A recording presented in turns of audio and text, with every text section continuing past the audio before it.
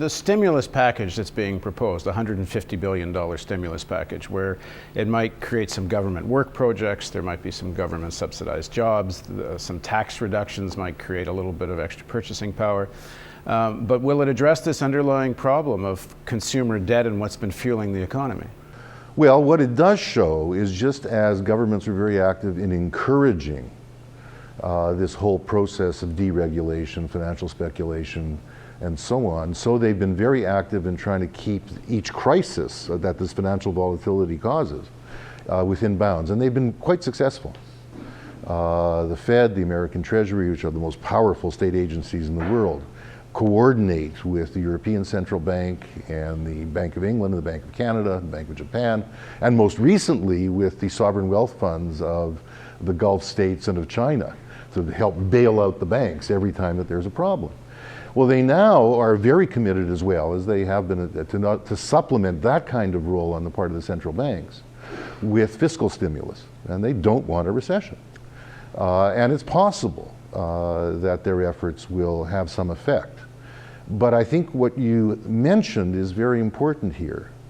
For the most part, what they are proposing and what they're able to do has to do with very short-term, for the most part, tax cut measures. That's what they proposed, which doesn't help those who aren't in a tax bracket at all very much if you're the poorest.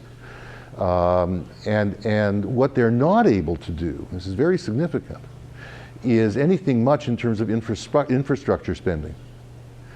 They don't have the capacity or the time to get that going. So if the tax cuts don't work, then the kind of thing that's very much needed in the United States, the rebuilding of the dams that broke when Katrina hit, the rebuilding of America's bridges, so the collapse of the bridge in Minneapolis doesn't reoccur in another place. That kind of massive infrastructure spending, they're not ready to do. They don't have the capacity to do.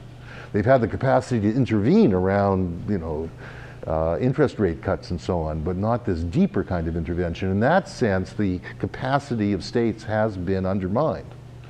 That's very, very important. And there's another element going on here, which is that just as Paulson and Bush announced they'll engage in a fiscal stimulus, out in California, Schwarzenegger announces that because he's losing so much of his tax revenues by virtue of property values declining, he has to cut back on expenditures. And he announced massive cutbacks to the education system. They're letting out prisoners early. As they let out prisoners early, that's going to mean a layoff from prison guards in those California towns where prisons were built to keep those towns going. And this is happening across the United States, especially at the municipal level, who are so dependent on property taxes. So this can counteract the fiscal stimulus, and it may be a factor in making it much more difficult to get out of the recession. There will be a recession. The question is how long it will be.